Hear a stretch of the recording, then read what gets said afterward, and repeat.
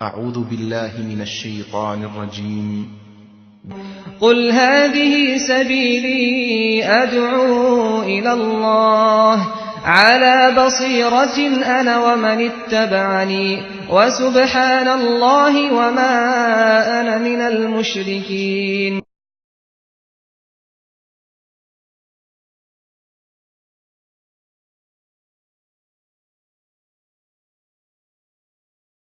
الحمد لله رب العالمين وبه نستعين والصلاة والسلام على رسوله الأمين وعلى آله وصحبه أجمعين اما بعد. معزز حضرات، آج کی تراویح میں چوتھے پارے کی تلاوت کی گئی.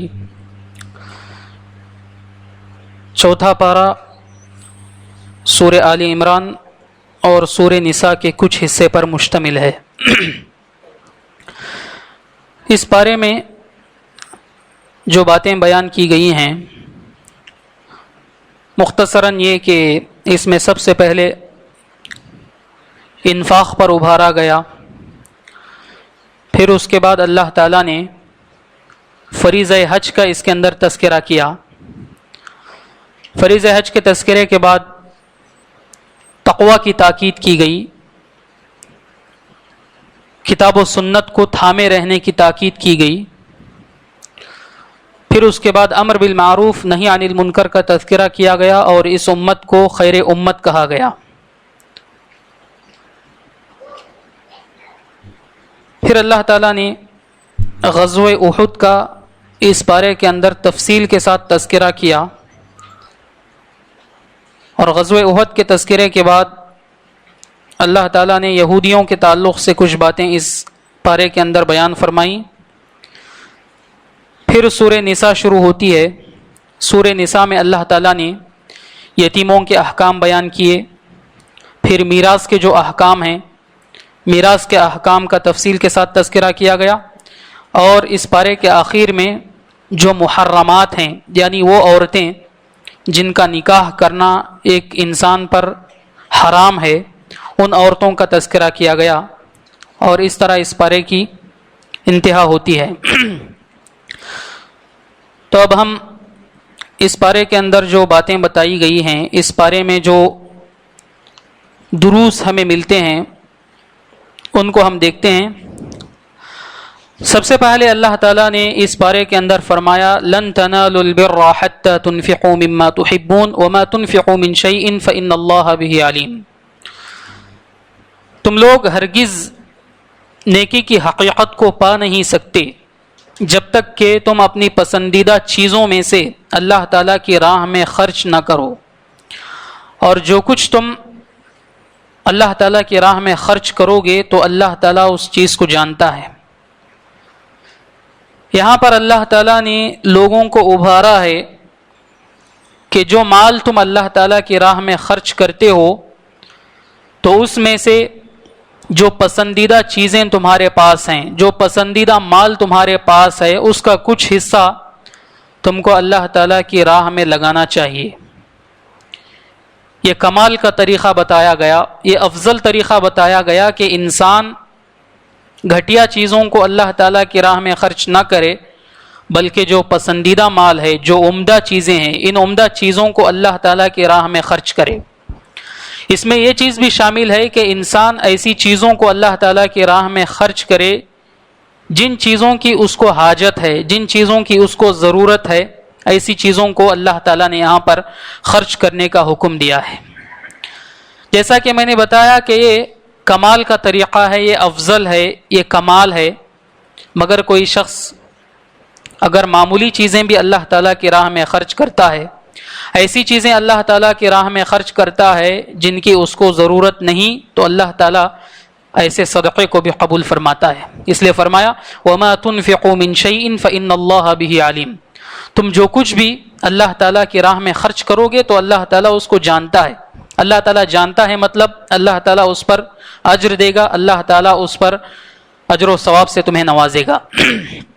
پھر اس کے بعد اللہ تعالیٰ نے فرمایا ان اول بیت وضع للناس للذی ببکۃ مبارکا وہدی للعالمین فیہ آیات بینات مقام ابراہیم.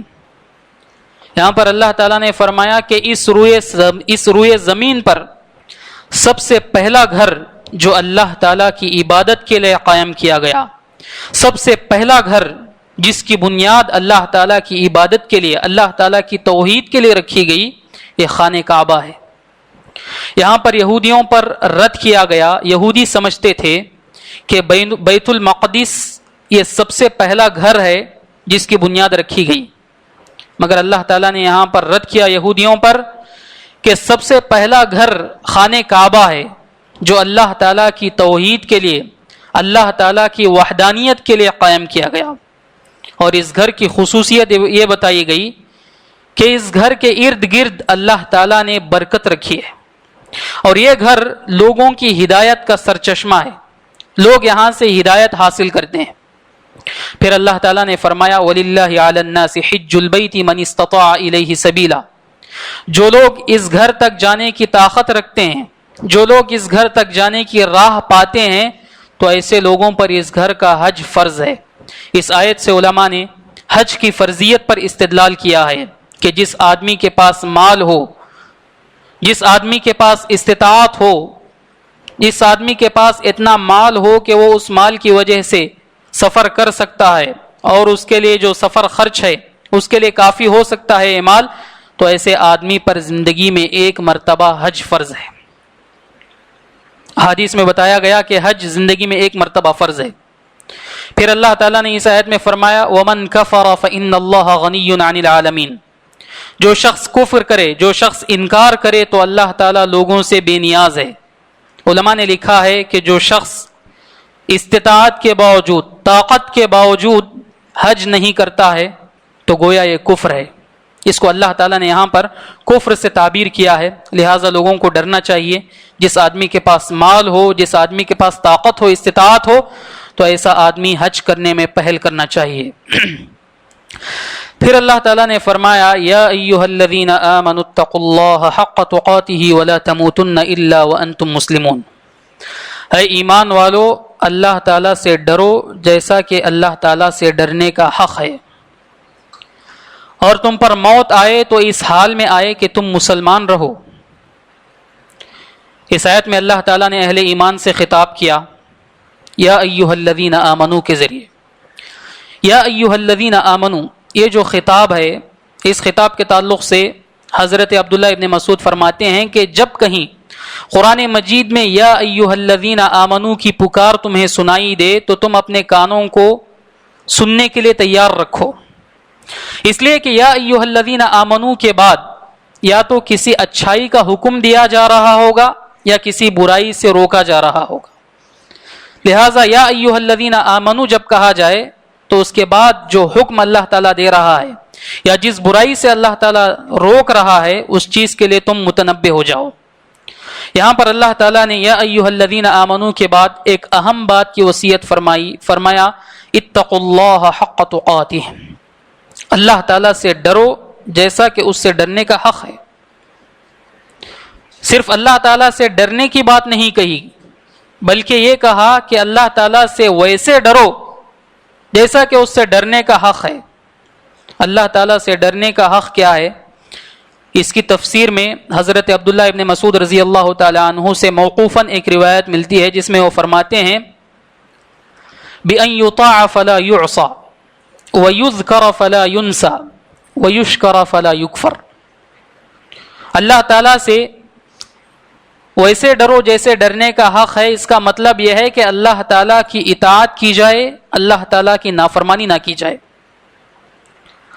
اور اللہ تعالیٰ کی شکر گزاری کی جائے، اللہ تعالیٰ کے ساتھ ناشکری نہ کی جائے، اور اللہ تعالیٰ کو یاد کیا جائے، اللہ تعالیٰ کو فراموش نہ کیا جائے، اللہ تعالیٰ کو نہ بھلایا جائے. یہ اللہ تعالیٰ سے ڈرنے کا حق ہے، یہ اللہ تعالیٰ کے تقوی کا حق ہے. مگر انسان چونکہ بشر ہے، اس سے کوتاہی ہوتی ہے، اس سے کمی ہوتی ہے. اللہ تعالیٰ سے جیسا ڈرنا ہے ویسا انسان ڈر نہیں پاتا. اس لیے اللہ تعالیٰ نے قرآن مجید کی ایک دوسری آیت میں فرمایا فاتقوا اللہ ما استطعتم، اللہ تعالیٰ سے ڈرو تمہاری طاقت کے حساب سے، تم اپنی طاقت کے حساب سے اللہ تعالیٰ سے ڈرو۔ تو انسان کو چاہیے کہ وہ اللہ تعالیٰ کا تقوی اختیار کرے، اللہ تعالیٰ سے ڈرے جہاں تک ہو سکے، جہاں تک اس کے مقدر میں ہے، جہاں تک اس کی طاقت ہے، انسان کو اللہ تعالیٰ سے ڈرنا چاہیے۔ انسان کی کوشش کے باوجود اگر کہیں نافرمانی ہو جاتی ہے، اگر کہیں اللہ تعالیٰ کی ناشکری ہو جاتی ہے تو اللہ تعالیٰ اس کو معاف کرنے والا ہے، مگر انسان کی پوری کوشش ہونی چاہیے کہ اللہ تعالیٰ کی کبھی نافرمانی نہ ہو اور اللہ تعالیٰ کی کبھی ناشکری نہ ہو۔ پھر اللہ تعالیٰ نے فرمایا یوم تبیض وجوہ وتسود وجوہ، قیامت کے دن کچھ چہرے بالکل روشن ہوں گے اور کچھ چہرے بالکل تاریک ہوں گے۔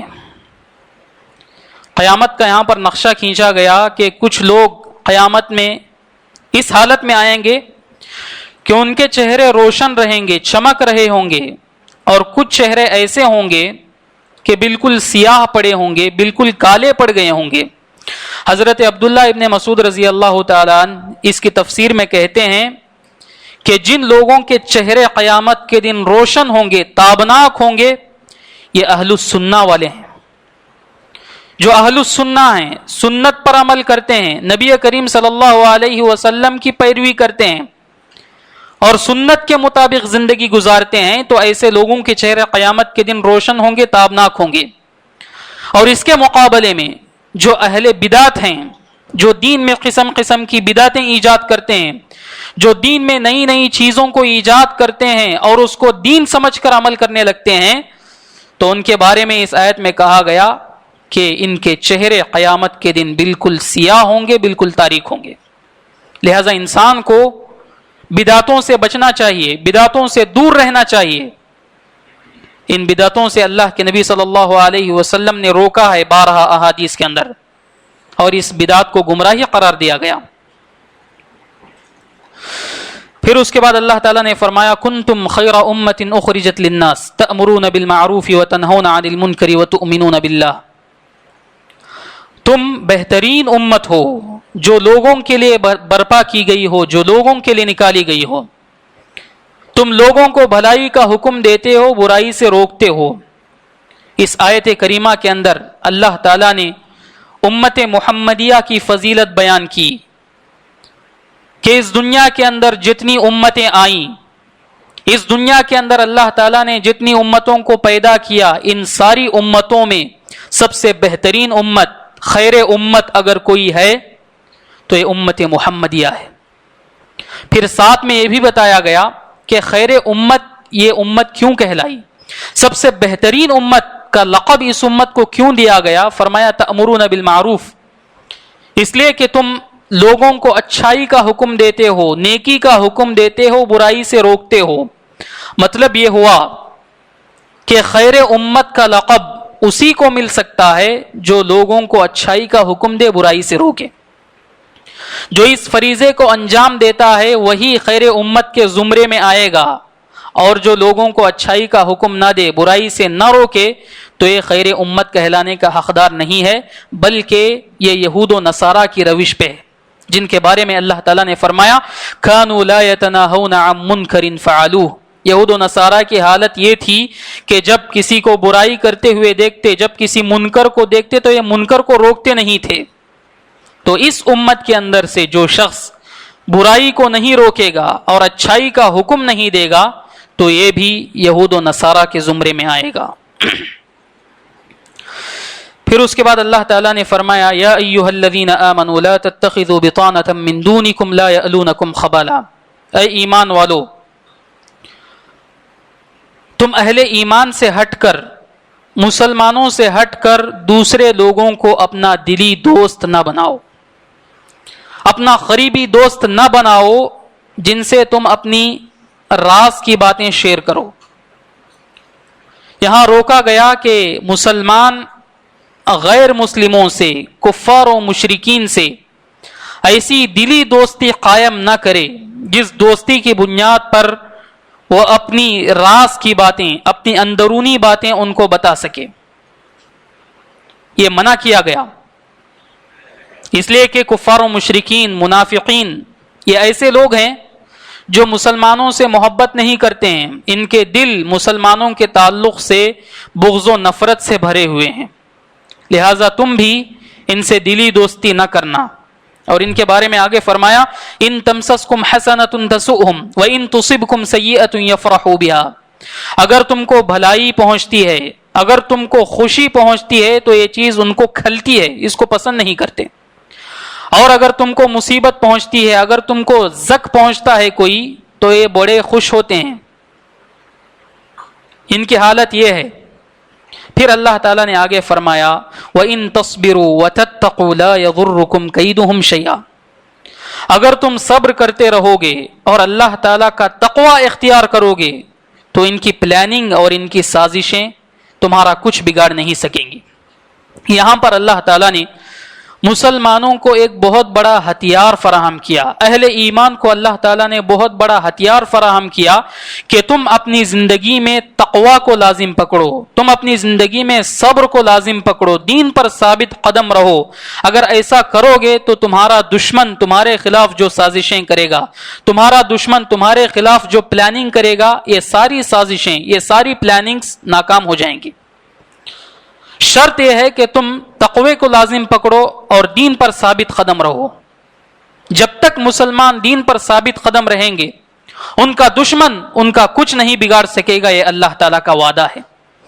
آج دشمن جو مسلمانوں کو تکلیف دینے میں کامیاب ہو چکا ہے، آج دشمن کفار و مشرکین جو مسلمانوں کو تکلیف پہنچا رہے ہیں، اس کی وجہ یہ نہیں ہے کہ ان کے پاس سائنس اور ٹیکنالوجی کی ترقی ہے، ان کے پاس دنیا کے اسباب ہیں، ان کے پاس ترقی کے اسباب ہیں، اس وجہ سے مسلمانوں کو نقصان پہنچا رہے ہیں، وجہ یہ نہیں ہے، بلکہ اس کا اصل سبب یہ ہے کہ مسلمانوں نے تقوی شعار زندگی اختیار نہیں کی، مسلمانوں نے صبر اور صبر کے تقاضوں کو چھوڑ دیا، تو اس کی وجہ سے ان کا دشمن ان کو نقصان پہنچانے میں اور ان کو پریشان کرنے میں کامیاب ہو گیا۔ پھر اللہ تعالیٰ نے اس سورت کے اندر، سورہ آل عمران کے اندر سود سے منع کیا، فرمایا یا ایھا الذین آمنوا لا تأکلوا الربا اضعافا مضاعفہ واتقوا اللہ لعلکم تفلحون، اے ایمان والو تم بڑا چڑھا کر سود نہ کھایا کرو، اللہ تعالیٰ سے ڈرو تاکہ تم کامیاب ہو جاؤ۔ روکا گیا کہ بڑھا چڑھا کر سود نہ کھایا کرو۔ جاہلیت میں ہوتا یہ تھا کہ لوگ قرض دیا کرتے تھے اور اس پر سود ہوتا تھا۔ جب قرض دار انسان وقت پر قرض ادا نہیں کر پاتا اور صاحب مال کے پاس آ کر مہلت پوچھتا، وقت پوچھتا، تو وہ کہتا کہ میں وقت میں اضافہ کروں گا مگر ساتھ میں سود بھی زیادہ لوں گا، سود میں بھی اضافہ کروں گا۔ تو اس طرح جب وہ مہلت مانگنے کے لیے آتا تو سود میں بھی اضافہ کرتا، اس طرح یہ سود جو ہے بہت زیادہ بڑھ جایا کرتا تھا۔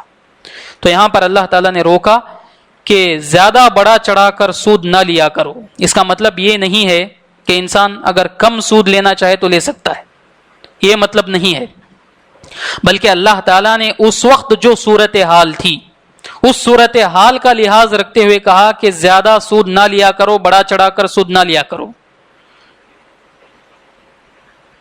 پھر اللہ تعالیٰ نے فرمایا واتقوا اللہ لعلکم تفلحون، اللہ تعالیٰ کا تقوی اختیار کرو تاکہ تم کامیاب ہو جاؤ۔ پھر فرمایا واتقوا النار التی اعدت للکافرین، اللہ تعالیٰ کی جو آگ ہے، جہنم ہے، اس سے ڈرو جو کافروں کے لیے تیار کی گئی ہے۔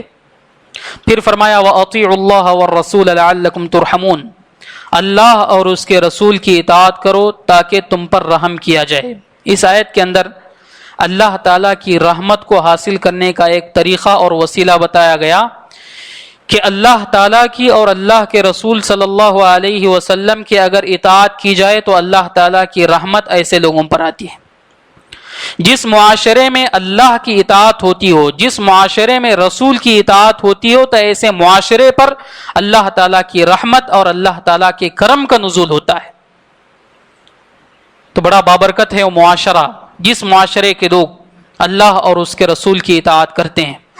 اللہ تعالیٰ نے سورہ اعراف کے اندر ارشاد فرمایا وَرَحْمَتِي وَسِعَتْ كُلَّ شَيْءٍ، میری رحمت میرا کرم ہر چیز کو چھایا ہوا ہے، فَسَأَكْتُبُهَا لِلَّذِينَ يَتَّقُونَ وَيُؤْتُونَ الزَّكَاةَ، اور میں میری رحمت کو ان لوگوں کے حق میں لکھوں گا جو اللہ تعالیٰ سے ڈرتے ہیں، جو زکوٰۃ قائم کرتے ہیں۔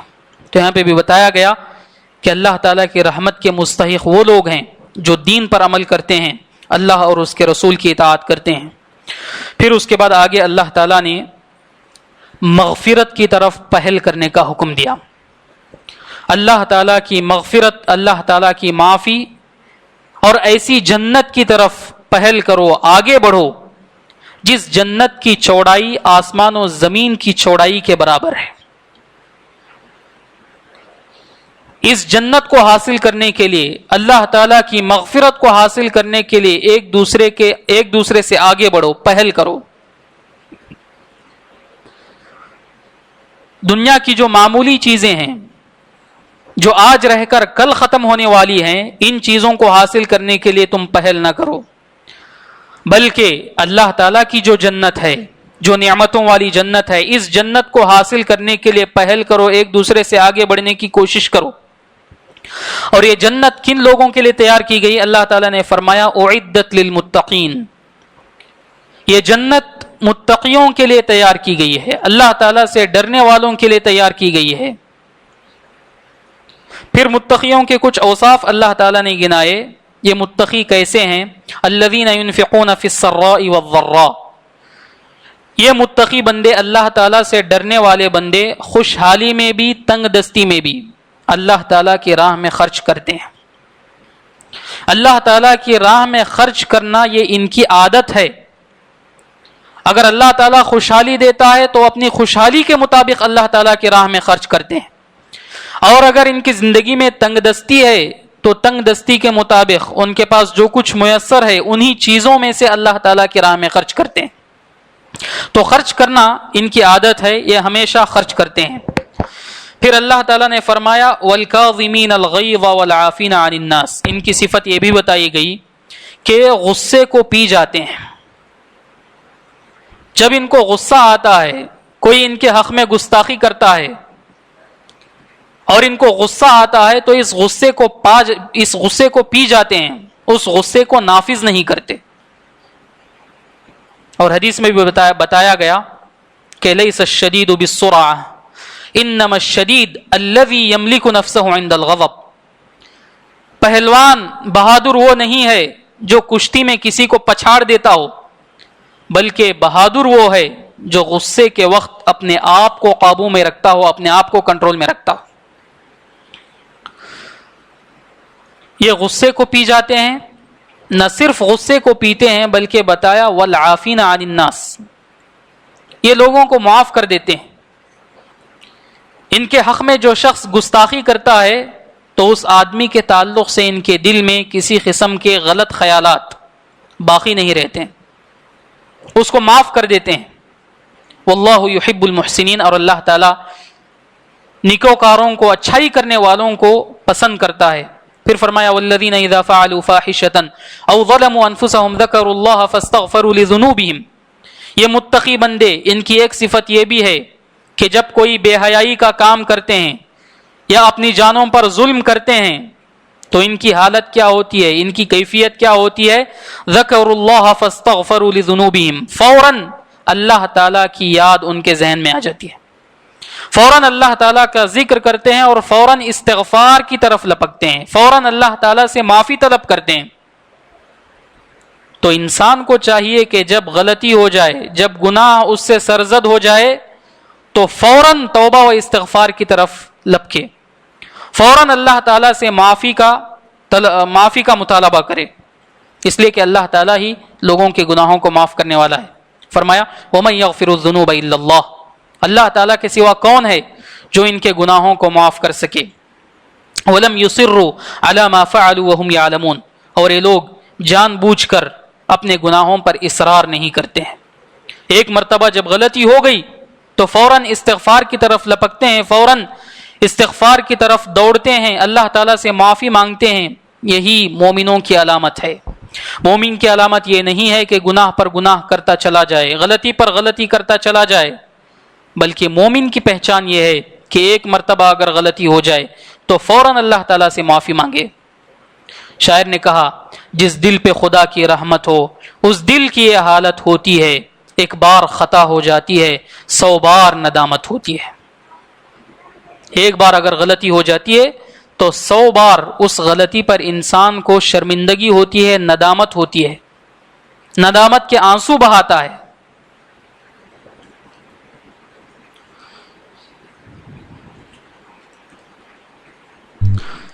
پھر اس کے بعد اللہ تعالیٰ نے نبی کریم صلی اللہ علیہ وسلم کے تعلق سے فرمایا فَبِمَا رَحْمَةٍ مِّنَ اللَّهِ لِنْتَ لَهُمْ وَلَوْ كُنْتَ فَظًّا غَلِيظَ الْقَلْبِ لَانفَضُّوا مِنْ حَوْلِكَ۔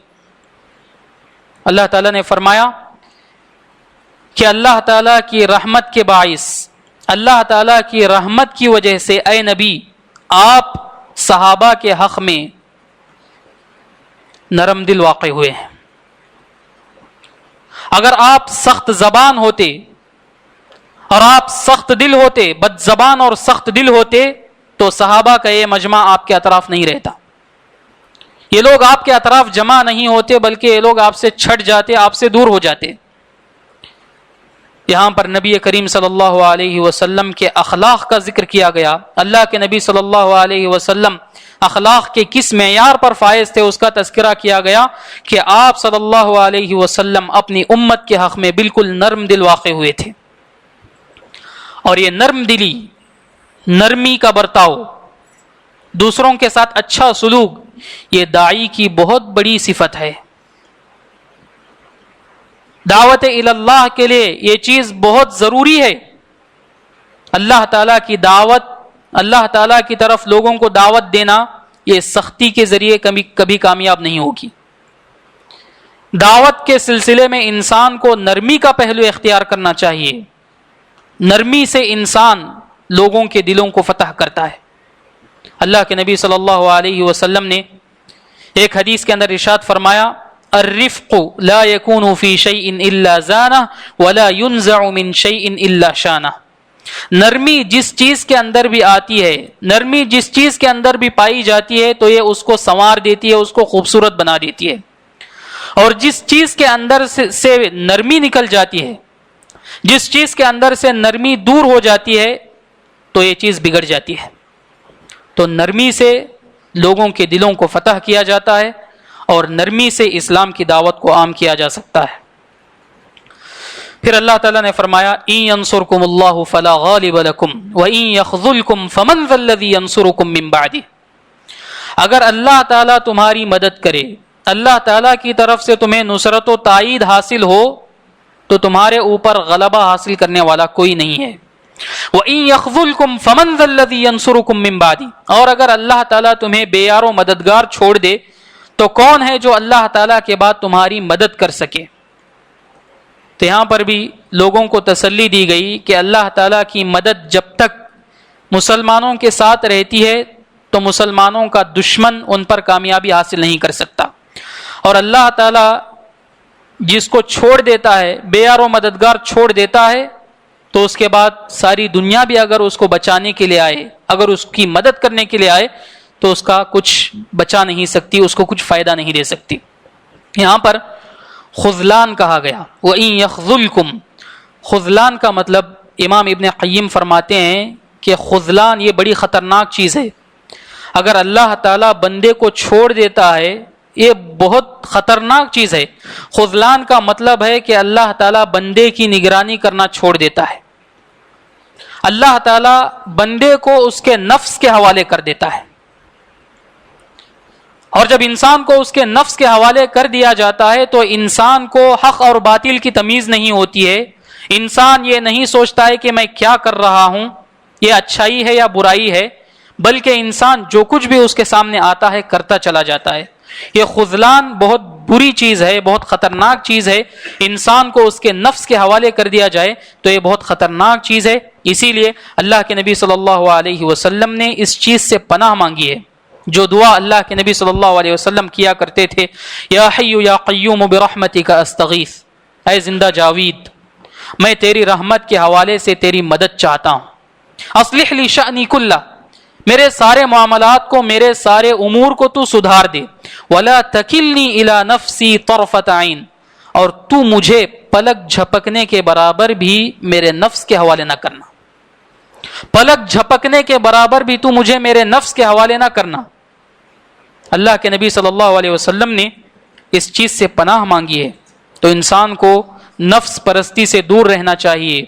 اپنی نفس جو کچھ کہے اس پر عمل نہیں کرنا چاہیے، بلکہ دیکھنا چاہیے کہ شریعت میں یہ چیز کہاں تک جائز ہے، شریعت کی نظر میں یہ چیز کہاں تک درست ہے.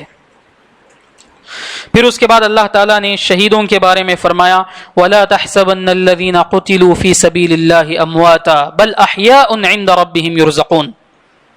جو لوگ اللہ تعالیٰ کی راہ میں مارے جاتے ہیں، جو لوگ اللہ تعالیٰ کی راہ میں قتل کیے جاتے ہیں، ان کو مردہ نہ سمجھنا. بل احیاء عند ربهم يرزقون، یہ لوگ زندہ ہیں اور اپنے رب کے پاس ان کو رزق دیا جاتا ہے، ان کو روزی دی جاتی ہے. یہ شہیدوں کی فضیلت کو بتاتی ہے. جو اللہ تعالیٰ کی راہ میں لڑ کر شہید ہو جاتا ہے، جو اللہ تعالیٰ کی راہ میں مارا جاتا ہے، ایسے لوگوں کے بارے میں کہا گیا کہ یہ دنیا والوں کی نظر میں مر رہے ہیں، دنیا والوں کی نظر میں ان کا خاتمہ ہو رہا ہے، مگر اللہ تعالیٰ کے پاس یہ لوگ زندہ ہیں. یہ لوگ زندہ ہیں اور ان کو رزق دیا جاتا ہے. یہ جو زندگی کا تذکرہ کیا گیا ہے یہ برزخی زندگی ہے، دنیاوی زندگی نہیں ہے، برزخی زندگی ہے. برزخی زندگی میں دنیاوی زندگی میں بہت بڑا فرق ہے. اور یہ برزخی زندگی کیسی ہوتی ہے، اس کی کیفیت کیا ہے، یہ کیفیت ہم کو پتہ نہیں ہے. برزخی زندگی کی کیفیت صرف اللہ تعالیٰ ہی کو پتہ ہے. تو فرق ہے برزخی زندگی میں دنیاوی زندگی میں. اس فرق کو ملحوظ رکھنا چاہیے. اور جب اس فرق کو ختم کیا جاتا ہے، برزخی زندگی اور دنیاوی زندگی کے درمیان جو فرق ہے اس فرق کو ختم کر دیا جاتا ہے، تو وہیں سے غلط عقائد آتے ہیں. آج جو خبر پرستی ہوتی ہے، آج جو مزاروں پر جا کر، اولیاء اللہ کے مزاروں پہ جا کر لوگ جو فریادیں کرتے ہیں، جو مدد مانگتے ہیں، ان کی دلیل یہی ہے کہ یہ لوگ زندہ ہیں، شہداء زندہ ہیں. یہ غلط فہمی کہاں سے آئی؟ انہوں نے دنیاوی زندگی میں برزخی زندگی میں جو فرق ہے اس فرق کو ختم کر دیا اور سمجھا کہ برزخی زندگی بھی دنیاوی زندگی کی طرح ہے. جس طرح دنیاوی زندگی میں انسان سنتا ہے، انسان بات کرتا ہے، انسان اپنی ضرورتیں پوری کرتا ہے، اسی طرح برزخی زندگی میں بھی انسان سب کچھ کر سکتا ہے. ان کے پاس آنے والے جو کہتے ہیں، جو فریاد کرتے ہیں، ان کی فریاد سن سکتا ہے. اسی سے یہ لوگ جا کر کے وہاں پر اپنی حاجتیں، اپنی ضرورتیں پیش کرتے ہیں. یہ برزخی زندگی ہے. اس زندگی کا ادراک ہم نہیں کر سکتے، اس زندگی کا تصور ہم نہیں کر سکتے. یہ برزخی زندگی ہے. اللہ تعالیٰ ہی بہتر جانتا ہے کہ یہ لوگ زندہ کیسے ہیں. اسی لیے نبی کریم صلی اللہ علیہ وسلم کی وفات کے بعد صحابہ میں سے کسی نے آپ صلی اللہ علیہ وسلم کی خبر پر جا کر اپنی ضرورتیں، اپنی حاجتیں پیش نہیں کی، اس لیے کہ صحابہ ہم سے بہتر سمجھتے تھے. صحابہ قرآن مجید کو اور حدیث رسول کو ہم سے بہتر سمجھتے تھے. اگر صحابہ کے ذہن میں یہ بات ہوتی کہ قبروں کے اندر جو زندہ ہیں، ولی، شہید اور انبیاء جو زندہ ہیں، وہ لوگوں کی پکار سنتے ہیں، لوگوں کی باتوں کو سنتے ہیں، تو صحابہ جاتے تھے اور آپ سے فریاد کرتے تھے. صحابہ نے ایسا نہیں کیا. پھر اس کے بعد اللہ تعالیٰ نے بخل کی مذمت فرمائی. وَلَا يَحْسَبَنَّ الَّذِينَ يَبْخَلُونَ بِمَا آتَاهُمُ اللَّهُ مِنْ فَضْلِهِ هُوَ خَيْرًا لَهُمْ بَلْ هُوَ شَرٌّ لَهُمْ. اللہ تعالیٰ نے اپنے فضل سے لوگوں کو جو مال دیا ہے، جو دولت دی ہے، اور اس مال میں لوگ جو بخل کر رہے ہیں، جو کنجوسی کر رہے ہیں، اس بخل کو یہ لوگ بہتر نہ سمجھیں، اس کو اچھا نہ سمجھیں. بل هو شر لهم، بلکہ یہ چیز ان کے حق میں بہت بری ہے.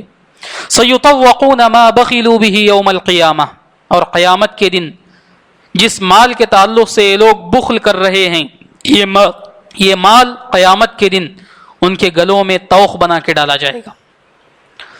یہاں پر اللہ تعالیٰ نے مال کے اندر بخل سے کام لینے والوں کی مذمت فرمائی ہے۔ بخل سے بچنا چاہیے، اور یہاں تک بخل پہنچ جاتا ہے کہ انسان اپنے مال میں جو زکوٰۃ واجب ہوتی ہے، اللہ تعالیٰ کا جو حق واجب ہوتا ہے، وہ زکوٰۃ بھی صحیح طریقے سے ادا نہیں کرتا۔ جو انسان اس طرح اپنے مال میں بخل کرتا ہے، اپنے مال کو بچا بچا کے رکھتا ہے، یہی مال قیامت کے دن اس کے لیے وبال جان بنے گا۔ صحیح بخاری کی ایک روایت ہے جس میں اللہ کے نبی صلی اللہ علیہ وسلم نے ارشاد فرمایا کہ اللہ تعالیٰ جس انسان کو مال کی نعمت سے نوازتا ہے، مال و دولت سے نوازتا ہے، اور یہ شخص اس مال کے اندر اللہ تعالیٰ کا جو حق واجب ہوتا ہے، زکوٰۃ واجب جو ہوتی ہے، وہ زکوٰۃ ادا نہیں کرتا، تو قیامت کے دن یہ مال اس کے سامنے ایک بھیانک سانپ کی شکل میں حاضر ہوگا، ایک خطرناک سانپ کی شکل میں حاضر ہوگا، اور یہ سانپ اس کے گلے میں آ جائے گا اور کہے گا کہ میں تیرا مال ہوں، جس مال کو تو بچا بچا کر رکھتا تھا اور اللہ تعالیٰ کا حق ادا نہیں کرتا تھا، میں وہی مال ہوں۔ یہ بہت بڑی وعید ہے، سخت وعید ہے۔ لہذا انسان کو اپنے مال میں جو زکوٰۃ واجب ہوتی ہے وہ زکوٰۃ پابندی سے ادا کرنا چاہیے، اور اس کے اندر تساہل سے کام نہیں لینا چاہیے۔ پھر اس کے بعد اللہ تعالیٰ نے فرمایا کل نفس ذائقۃ الموت وانما توفون اجورکم یوم القیامہ۔ ایک بہت بڑی حقیقت کی طرف اشارہ کیا گیا، موت کی حقیقت۔ کل نفس ذائقۃ الموت، ہر جاندار کو، ہر نفس کو موت کا مزہ چکھنا ہے۔ اس روئے زمین پر جو بھی جاندار چیز ہے، ہر جاندار چیز کو موت کا مزہ چکھنا ہے، موت اس کو آنی ہے، موت ایک اٹل فیصلہ ہے۔ پھر مرنے کے بعد کیا ہونے والا ہے؟ اللہ نے فرمایا وَإِنَّمَا تُوَفَّوْنَ أُجُورَكُمْ يَوْمَ الْقِيَامَةِ، مرنے کے بعد قیامت کے دن اللہ تعالیٰ تمہارے اجر و ثواب کو بھرپور عطا کرے گا۔ اللہ تعالیٰ مرنے کے بعد تمہارا اجر و ثواب پورا پورا تم کو دے دے گا۔ فمن زحزح عن النار وادخل الجنة فقد فاز۔ اس حساب و کتاب کے بعد جو انسان جہنم سے بچ کر جنت میں داخل ہوا تو یہی حقیقی کامیابی ہے۔ یہاں پر حقیقی کامیابی کا تذکرہ کیا گیا کہ انسان اگر حقیقی کامیابی چاہتا ہے، انسان فوز و فلاح چاہتا ہے، تو انسان کو ایسے اعمال کرنے چاہیے جو اس کو جنت کے قریب کرتے ہیں اور جہنم سے دور کرتے ہیں، اور جنت سے قریب ہونا، جہنم سے دور ہونا، یہی حقیقی کامیابی ہے۔ اور یہ جنت کیسی جنت ہے، اس جنت کی کیا فضیلت ہے، اس جنت کا کیا مقام ہے؟ اللہ کے نبی صلی اللہ علیہ وسلم کی ایک حدیث ہے جس میں آپ نے فرمایا لَمَوْضِعُ صَوْتٍ فِي الْجَنَّةِ خَيْرٌ مِّنَ الدُّنْيَا وَمَا فِيهَا۔ جنت کے اندر ایک کوڑا رکھنے کی جو جگہ ہے، جنت کے اندر کوڑا رکھنے کے برابر جو جگہ ہے، یہ جگہ دنیا اور دنیا کی ساری نعمتوں سے بہتر ہے۔ چھوٹی سی جگہ، یہ دنیا اور دنیا کی ساری نعمتوں سے بہتر ہے۔ ایسی جنت کے حصول کے لیے تم کوشش کرو، ایسی کامیابی کے حصول کے لیے تم کوشش کرو۔ یہاں پر علامہ سعدی رحمۃ اللہ علیہ نے ایک پتے کی بات بتائی ہے وَإِنَّمَا تُوَفَّوْنَ أُجُورَكُمْ يَوْمَ الْقِيَامَةِ۔ اس آیت کے اندر نعیم برزخ اور جہیم برزخ، اس کی طرف اشارہ کیا گیا ہے۔ یعنی برزخ کی جو زندگی ہے، اس برزخ کی زندگی میں انسان کو عذاب ہوگا، یا اس برزخ کی زندگی میں انسان کو نعمتوں سے نوازا جائے گا انسان کے اعمال کے مطابق۔ برزخ کی زندگی جو موت کے بعد شروع ہوتی ہے انسان کی، اس برزخ کی زندگی کا تذکرہ کیا گیا کہ برزخ کی زندگی میں انسان کو یا تو نعمتوں سے نوازا جائے گا، یا برزخ کی زندگی میں انسان کو عذابات سے دوچار کیا جائے گا۔ یہاں پر اس آیت میں اس کی طرف اشارہ ہے۔ کیسے؟ اللہ تعالیٰ نے فرمایا وَإِنَّمَا تُوَفَّوْنَ أُجُورَكُمْ يَوْمَ الْقِيَامَةِ۔ قیامت کے دن اللہ تعالیٰ تمہارے بھرپور اجر عطا کرے گا، پورا اجر، پورا ثواب اللہ تعالیٰ قیامت کے دن عطا کرے گا تمہارے اعمال کے حساب سے، مگر اس سے پہلے تمہارے اعمال کا کچھ مزہ قیامت کے دن سے پہلے ہی دے دیا جائے گا۔ قبر کے اندر برزخ کی جو زندگی ہے، اس برزخ کی زندگی میں بھی انسان اپنے اعمال کا کچھ بدلہ پائے گا۔ اس سے استدلال کیا گیا کہ نعیم برزخ اور عذاب برزخ یہ برحق ہے، اس پر ایمان ہونا چاہیے انسان کا۔ پھر اس کے بعد اللہ تعالیٰ نے فرمایا ان فی خلق السماوات والارض واختلاف اللیل والنہار لآیات لأولی الالباب، یقیناً آسمان و زمین کی پیدائش میں اور دن رات کے آنے جانے میں عقل والوں کے لیے بہت نشانیاں ہیں۔ اس آیت کے ذریعے اللہ تعالیٰ نے جو مخلوقات ہیں اللہ تعالیٰ کی، ان مخلوقات پر غور و فکر کرنے کی دعوت دی ہے، اور جو عقل والے ہیں یہ اللہ تعالیٰ کی مخلوقات میں غور کرتے ہیں، اللہ تعالیٰ کی جو نشانیاں ہیں ان نشانیوں پر غور کرتے ہیں، اور اس کے ذریعے سے وہ اللہ تعالیٰ کی معرفت حاصل کرتے ہیں، اللہ تعالیٰ کی پہچان کو حاصل کرتے ہیں۔ جیسا کہ شیخ دکتور نے کل کے درس میں بتایا تھا کہ انسان کو پیدا کیا گیا تاکہ وہ اللہ تعالیٰ کی معرفت حاصل کرے، رب کی معرفت حاصل کرے، یہ انسان کی تخلیق کا مقصد ہے۔ تو یہاں پر بھی بتایا گیا کہ اللہ تعالیٰ کی نشانیوں پر غور کرنے سے اللہ تعالیٰ کی معرفت حاصل ہوتی ہے، اور اس طرح انسان کے ایمان میں اضافہ ہوتا ہے۔ اللہ کے نبی صلی اللہ علیہ وسلم کے بارے میں آتا ہے کہ جب نبی کریم صلی اللہ علیہ وسلم تہجد کی نماز کے لیے اٹھتے، تہجد کی نماز کے لیے بیدار ہوتے، تو آپ صلی اللہ علیہ وسلم سورہ آل عمران کی یہ آیتیں پڑھا کرتے تھے، ان فی خلق السماوات والارض واختلاف اللیل والنہار لآیات لأولی الالباب۔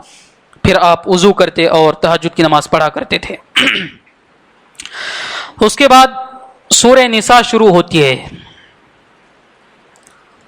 سورہ نساء یہ ایسی صورت ہے جس کے اندر اللہ تعالیٰ نے معاشرے کے جو کمزور لوگ ہیں، معاشرے میں جو نچلے طبقے کے لوگ ہیں، کمزور طبقے کے لوگ ہیں، ان کے حقوق کا تذکرہ کیا ہے۔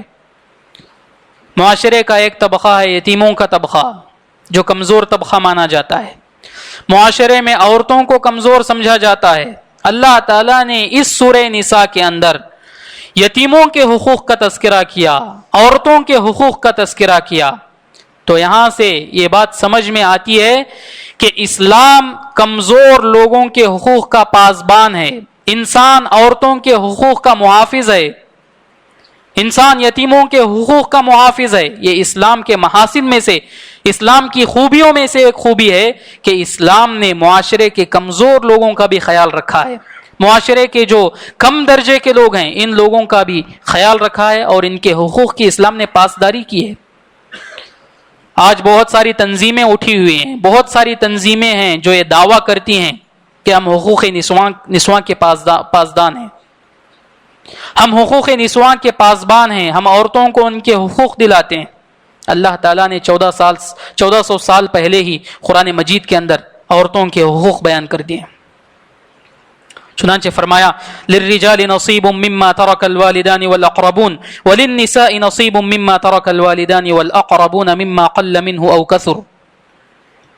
والدین اور رشتہ دار جو مال چھوڑ کر جاتے ہیں اس کے اندر مردوں کا حصہ ہے، اور جو مال وہ چھوڑتے ہیں اس کے اندر عورتوں کا بھی حصہ ہے، چاہے وہ مال کم ہو یا زیادہ ہو۔ یہاں پر بتایا گیا کہ جس طرح میراث کے اندر مردوں کا حصہ ہوتا ہے اسی طریقے سے عورتوں کا بھی حصہ ہے۔ اسلام نے عورتوں کو میراث کا حق دیا۔ اسلام کے آنے سے پہلے عورتوں کو میراث کے حق سے محروم کر دیا جاتا تھا۔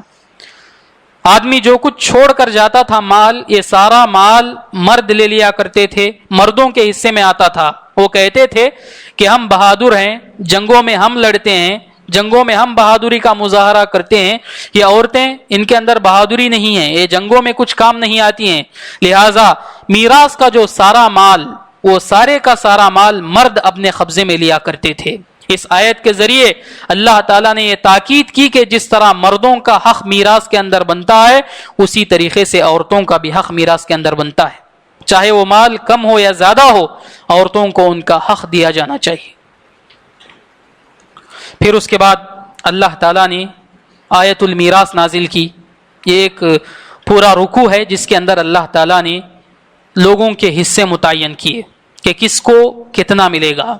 میت جو مال چھوڑ کر کے جاتا ہے اس کے اندر سے کس کو کتنا ملے گا, بیوی کو کتنا ملے گا, شوہر کو کتنا ملے گا, اولاد کو کتنا ملے گا, بیٹیوں کو کتنا ملے گا, بھائی بہنوں کو کتنا ملے گا. ان ساری چیزوں کا تفصیلی تذکرہ اللہ تعالیٰ نے اس رکوع کے اندر کیا ہے. آیت المیراث پر غور کرنے سے ہم کو کچھ باتیں سمجھ میں آتی ہیں. سب سے پہلی بات یہ ہے کہ یہ جو حصے ہیں اللہ تعالیٰ نے اصحاب الفروض کے جو حصے تقسیم کیے ہیں, جو حصے بتائے ہیں, یہ خود اللہ تعالیٰ نے بذات خود تقسیم کیے ہیں. جو حصے قرآن مجید کے اندر بتائے گئے ہیں یہ خود اللہ تعالیٰ کے مقرر کردہ حصے ہیں. لہذا انسان کو میراث تقسیم کرتے ہوئے ہر انسان کو اس کا حق دینا چاہیے, ہر حقدار کو اس کا حق دینا چاہیے, اس لیے کہ یہ حق اللہ تعالیٰ کا متعین کردہ حق ہے, انسانوں کا متعین کردہ حق نہیں ہے. دوسری بات آیت المیراث کے اندر یہ معلوم ہوتی ہے کہ اللہ تعالیٰ نے جب میت کے مال کے اندر سے جو چیزیں خرچ کی جاتی ہیں ان کا تذکرہ کیا تو اللہ تعالیٰ نے قرض پر وصیت کو مقدم کیا. پہلے وصیت کا تذکرہ کیا, پھر بعد میں قرض کا تذکرہ کیا. جب انسان مرتا ہے جو مال وہ چھوڑ کر کے جاتا ہے اس کے اندر سب سے پہلی چیز اس کی تجہیز و تکفین کا جو سامان ہے وہ خریدا جائے گا. پھر اس کے بعد جو قرض اس کے اوپر ہے وہ قرض ادا کیا جائے گا. پھر تیسرے نمبر پر اس نے اگر وصیت کی ہے کوئی تو وصیت اس کے مال سے ادا کی جائے گی. پھر چوتھے نمبر پر جو وارثین ہیں, جو اس کے رشتہ دار ہیں, ان کے رشتہ داروں میں تقسیم کیا جائے گا. تو تقسیم کے اعتبار سے پہلے قرض ہے اس کے بعد وصیت ہے. مگر آیت المیراث کے اندر اللہ تعالیٰ نے پہلے وصیت کا تذکرہ کیا پھر بعد میں قرض کا تذکرہ کیا. اس کے اندر نکتہ یہ ہے کہ جو قرض ہے یہ قرض انسان ادا کر دیتا ہے. اگر انسان ادا نہ بھی کرے تو جو قرض دیا ہوا شخص ہے, جو قرض خواہ ہے, وہ آدمی آئے گا اور مطالبہ کر کے اپنا قرض لے لے گا, اپنا حق لے لے گا. اس کے مقابلے میں جو وصیت ہے اس وصیت کا کوئی مطالبہ نہیں کرتا. یہ وصیت نافذ کرنا وارثوں کا کام ہوتا ہے. تو وارثین وصیت کے نافذ کرنے میں کچھ کوتاہی کر سکتے ہیں. یہ لوگ وصیت کے نافذ کرنے میں کچھ بچاؤ کرنے کی کوشش کر سکتے ہیں. تو اس لیے اللہ تعالیٰ نے تاکید کی کہ میت نے جو وصیت کی ہے وہ وصیت کو نافذ کرنا تم پر ضروری ہے. پھر اس کے بعد اللہ تعالیٰ نے آیت جو میراث کا جو رکوع ہے اس رکوع کے آخر میں اللہ تعالیٰ نے ایک بات فرمائی, تلک حدود اللہ ومن یطع اللہ ورسولہ یدخلہ جنات تجری من تحتها الانہار خالدین فیہا وذلک الفوز العظیم ومن یعص اللہ ورسولہ ویتعد حدودہ یدخلہ نارا خالدا فیہا ولہ عذاب مہین. اللہ نے آیت المیراث کے اندر سب کے حقوق بیان کر دیے, سب کے حصے متعین کر دیے. متعین کرنے کے بعد آخر میں فرمایا تلک حدود اللہ, یہ اللہ تعالیٰ کی حدیں ہیں.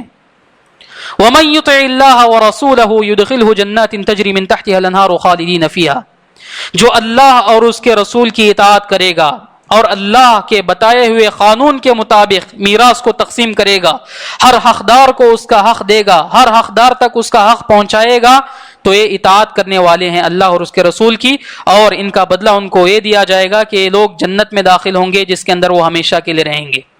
پھر اس کے بعد اللہ تعالیٰ نے وعید سنائی, وَمَن يَعْصِ اللَّهَ وَرَسُولَهُ وَيَتَعَدَّ حُدُودَهُ يُدْخِلْهُ نَارًا خَالِدًا فِيهَا, جو لوگ اللہ اور اس کے رسول کی نافرمانی کرتے ہیں, اللہ تعالیٰ نے جو حصے متعین کیے ہیں میراث کے, اللہ تعالیٰ نے جو قانون متعین کیا ہے میراث کا, اس قانون کے مطابق مال کو تقسیم نہیں کرتے ہیں بلکہ میراث کی تقسیم میں منمانی کرتے ہیں, سب کو ان کا حق نہیں دیتے ہیں, بلکہ کچھ لوگ میراث کا حق لے لیتے ہیں, یا حق دیتے بھی ہیں تو پورا حق نہیں دیتے ہیں بلکہ اس حق کے اندر سے کچھ حق لے لیتے ہیں. تو ایسے لوگوں کو ڈرنا چاہیے کہ اللہ تعالیٰ نے ایسے لوگوں کے لیے جہنم تیار کر رکھی ہے جس کے اندر وہ داخل ہوں گے, جس کے اندر وہ ہمیشہ رہیں گے, اور ان کے لیے رسوا کن عذاب ہے. تو یہاں پر اللہ تعالیٰ نے وعید سنائی ہے کہ اللہ تعالیٰ کے بیان کردہ قانون کے مطابق جو لوگ میراث تقسیم نہیں کرتے ہیں تو ایسے لوگوں کو اللہ تعالیٰ نے جہنم کی وعید سنائی ہے. لہٰذا اس مسئلے میں سب کو ڈرنا چاہیے اور اللہ تعالیٰ کا جو قانون ہے اس قانون کے مطابق اپنے مال کی تقسیم کرنی چاہیے. پھر اس کے بعد اللہ تعالیٰ نے ایک اہم بات بتائی ہے. زوجین کے جو تعلقات ہیں ان تعلقات کے بارے میں ایک بات بتائی ہے. فَإِن كَرِهْتُمُوهُنَّ فَعَسَىٰ أَن تَكْرَهُوا شَيْئًا وَيَجْعَلَ اللَّهُ فِيهِ خَيْرًا كَثِيرًا. اللہ تعالیٰ نے مردوں کو یہ بات بتائی ہے کہ اگر تمہاری بیویوں کی تمہیں کوئی عادت پسند نہیں آتی ہے، تمہاری بیویوں کی کوئی عادت تمہیں پسند نہیں آتی ہے تو اس پر صبر کرو. فَعَسَىٰ أَن تَكْرَهُوا شَيْئًا وَيَجْعَلَ اللَّهُ فِيهِ خَيْرًا كَثِيرًا. ممکن ہے کہ تم کسی چیز کو ناپسند کرو گے مگر اسی چیز کے اندر اللہ تعالیٰ تمہیں بہت ساری بھلائیاں عطا کرے گا. تو یہاں پر زوجین کو ایک قانون دیا گیا کہ میاں بیوی کے درمیان اگر بیوی کی کوئی چیز شوہر کو پسند نہیں آتی ہے یا شوہر کی کوئی چیز بیوی کو پسند نہیں آتی ہے تو دونوں کو صبر کرنا چاہیے. اس لیے کہ ہو سکتا ہے کہ کوئی ایک چیز پسند نہ آئے مگر اس کے اندر بہت ساری دوسری خوبیاں ہوں جس سے انسان فائدہ اٹھا سکتا ہے، جس سے انسان کو فائدہ ہو سکتا ہے. لہٰذا ایک دو عادتیں اگر کسی کی خراب ہوں تو اس وجہ سے تعلقات میں خرابی نہیں آنی چاہیے، اس کو بہت بڑا مسئلہ بنانا نہیں چاہیے بلکہ اس پر صبر کرنا چاہیے اور اللہ تعالیٰ اسی بیوی کے ذریعے سے اسی شوہر کے ذریعے سے بہت ساری خوبیاں بہت ساری اچھائیاں انسان کو عطا کر سکتا ہے. یہ چوتھے پارے کا مختصر خلاصہ رہا. اللہ رب العزت سے دعا ہے کہ اللہ تعالیٰ ہم تمام لوگوں کو قرآن مجید پڑھنے سمجھنے اور اس پر عمل کرنے کی توفیق عطا فرمائے، جب تک دنیا کے اندر باقی رکھے، توحید کے ساتھ اسلام کے ساتھ باقی رکھے، اور جب ہمارا خاتمہ ہو تو خاتمہ بالخیر ہو.